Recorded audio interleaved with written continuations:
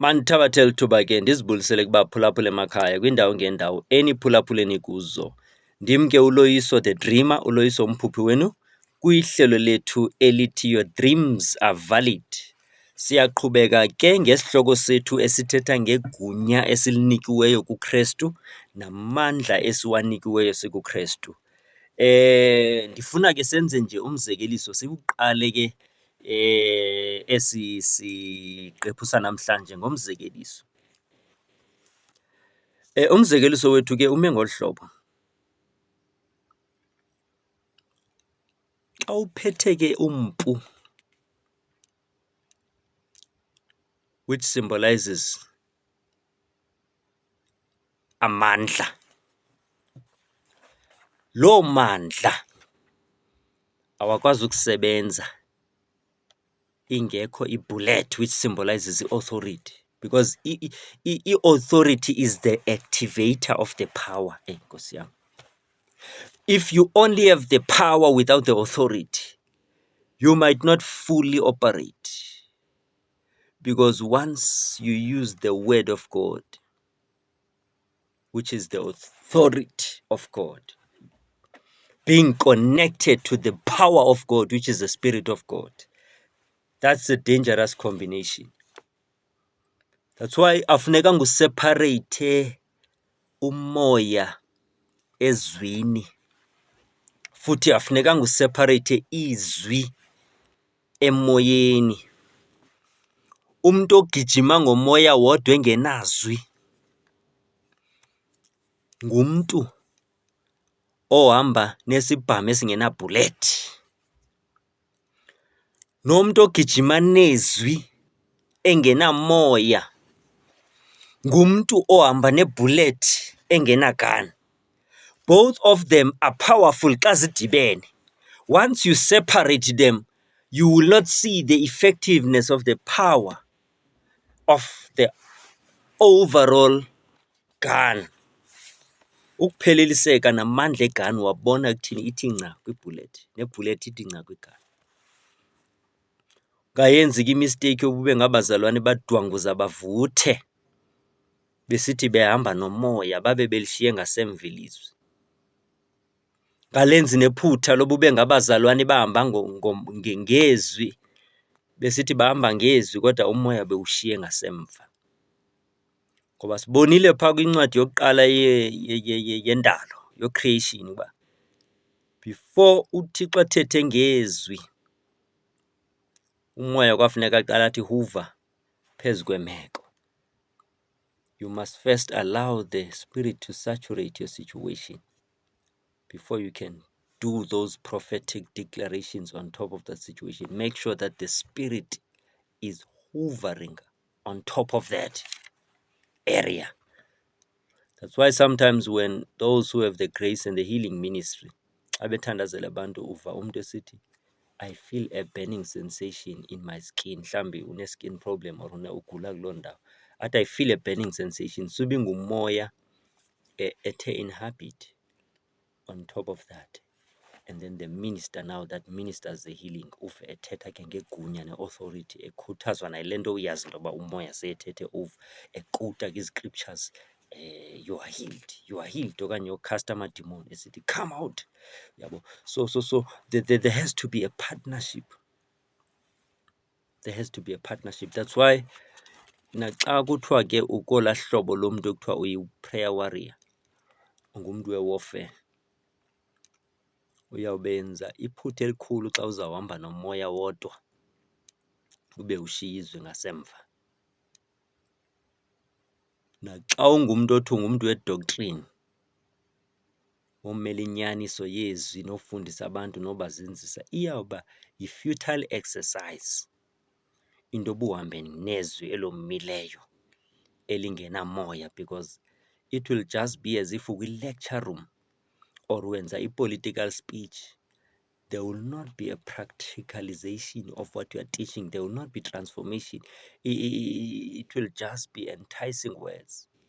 Uthi uPawulos,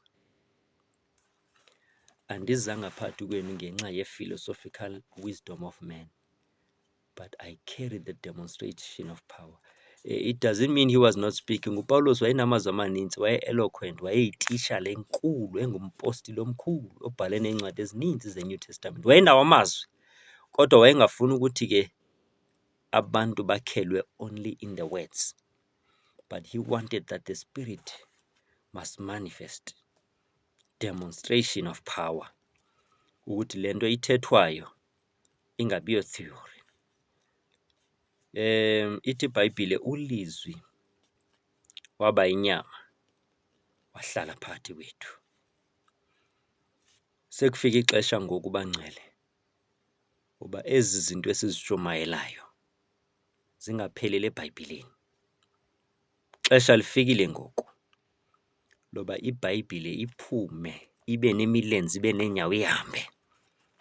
La mazwi esiwathethayo aphume kumqulu, angene phakathi kwethu, abe yile nto esiyithethayo. If sithetha nge-healing, gone are the days where we have to just speak it theoretically. Sefuneka siyibone. The same way xa sithetha nge-salvation, siyishumayela ebantwini, samkelisa abantu i-salvation beyamkela, iba real in them. That's the same thing that should happen. Xa sithetha ngegunya, sekufuneka libonakale ngoku. Asisakwazi uba sithethe itheory ngoku, sefuneka ngoku into yethu ibonakale.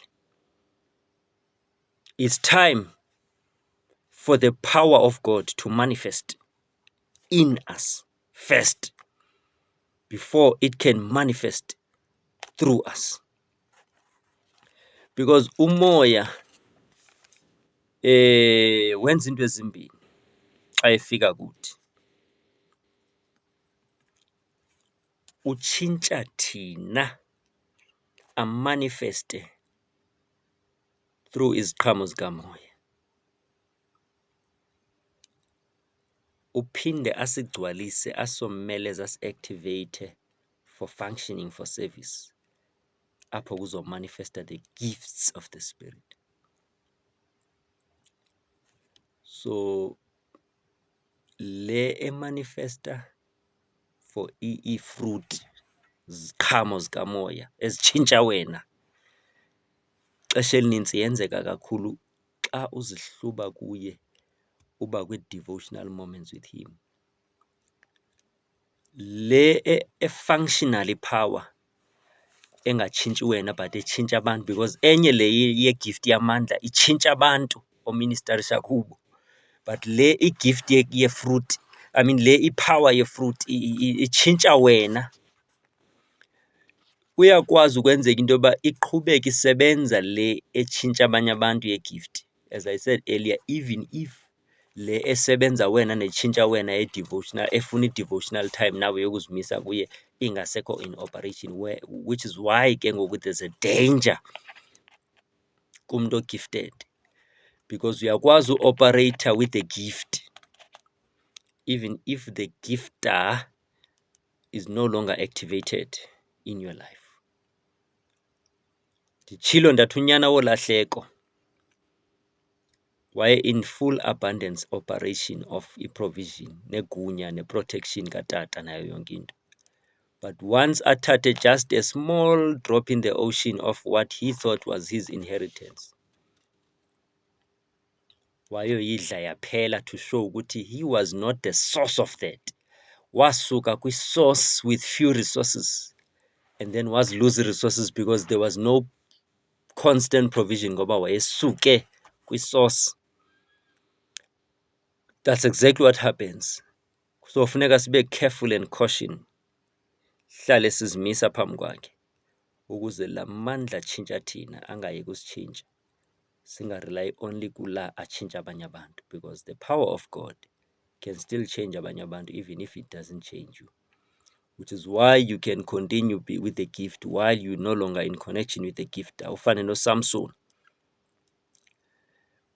apha iBhayibhile ithi wathi eqhela ukwenza kwangenzeka ngoba wayengazi ukuthi uThixo umshiyile. Buhlungu ke into oyishiywa nguThixo kodwa into zakhe zisekuwe. Bantu besayifumana la healing xa babeka izandla, sabaprofeta, usashumayela balile, ube ushiywe ngumnikazi lo ushumayela ngaye. Ubaphilise kodwa umnikazi wempiliso akasekho kuye. Ibuhlungu ke loo nto. That's a caution ke endingafuni si overlook leyo. But apho ndihleli khona ndisahleli kwindaba yegunya, in the right way to say, may you find le nto uThixo akubizele yona, because uthi uYesu, the Spirit of the Lord is upon me,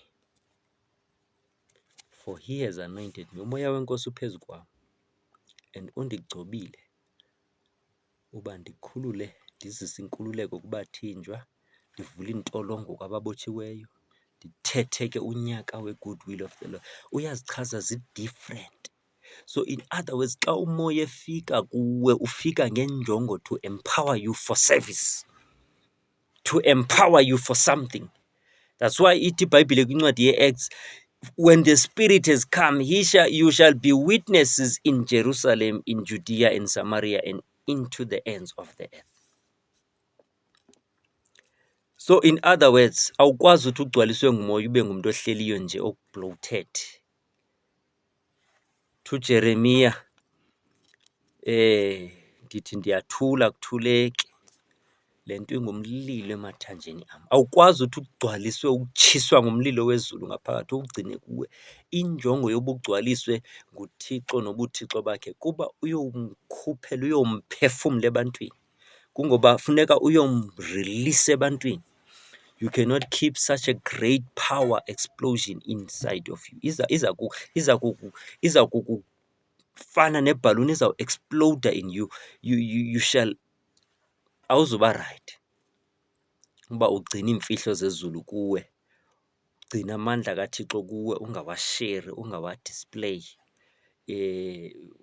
Uzawuqunjelwa, uzawuba ne-spiritual, uzawuba bloated spiritually, uzawulunywa, uzawugcwaliswa ngumoya ube ufuna uphuma, kwenzeke i-disorder because awurelease, awuniki i-chance to demonstrate. Eli gunya ke nditshilo ndathi likwii-levels ngee-levels. That's the reason why uAdam wayekwazi ukuthi aneyime, athiye iindlovu, iingonyama, nazo zonke izilwanyana eziluqwengayo. Kuthiwa zaziswa kuye nguThixo uba makazinike amagama. I guess we can agree that wayephila phakathi kwazo, zazingeyo-threat kuye. Ukuhlala neengonyama kwakungeyo-threat kuAdam, wayephila nazo, zingamenzi nto, zingamtyi, ngoba wayesa-operata in his full original intent of God before the fall, before asuke kwi-glory, before asuke to the Eden level. That's the reason why siyibona iphinda ivela phaa kuDaniel. I believe ukuthi uThixo wamgibela uDaniel ngoba kuthiwa wayethandaza ifestile yakhe ejongise eYerusalem, symbolizing iposition ne-connection yakhe yobuthixo. That's why zingazange zimtye uDaniel iingonyama, kungoba wayephinde wabekwa koba buqaqawuli buka-Adam. Satsho ukuthi lo ngulo osinika amagama, ngulo oyi-co-creator with God, ebesidala kunye naye, ngoba ngoku wayedala uThixo sasikuye, sasinaye. That's why when he breathed, ephefumla phezu ko-Adam, uphefumla umoya ka-Adam, nomoya wam, nomoya wakho, nomoya wethu sonke. Zakufuneka mane senza imphefumlo qho xa kuzalwa, sonke saphefumlwa nge-breath eyi-one eyangena ku-Adam. So in other words, le breath engene ku-Adam isuka kuThixo, identify who we are, ephela iba sithi ngokadala uThixo before ayikhuphe le breath yayisiye kuye, so sasikuye ngale breath ayiphefumlileyo. So that's why ubona ekwazi ukuthi ayolele nenhlanzi ukuthi ithathe uyona ingamginyi, ingamdli, iyomdiliva yenze injongo yayo, because that's why nedonki kuthiwa yayikwazi uthetha, ithethiswa nguThixo. Zazi-operata kula Edenite level, lapho ziseko kula perfection of divinity. Ndifuna ukuthi ke mphulaphuli sawuqhubeka sizithethe ezi zinto okwangoku singakhabe siyibamba apha size sihlangane kwisiqephu esilandelayo.